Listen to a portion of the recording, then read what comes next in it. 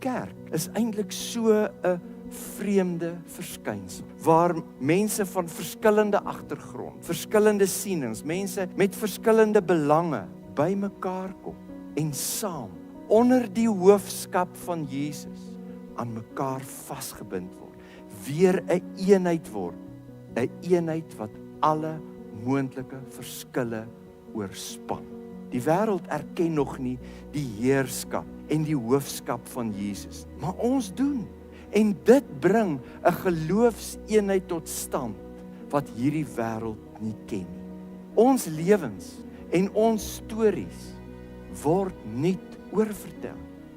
En ja, in die proses hou ons nie op om in die stikkindheid van hierdie wêreld te leef en hou ons nie ons eie lewens nie op om die stikkindheid van hierdie wêreld te wys nie, maar ons besef dat daar meer is en sterker dinge is wat ons aan mekaar vasbind as alle moontlike dinge wat ons van mekaar kan laat verskil.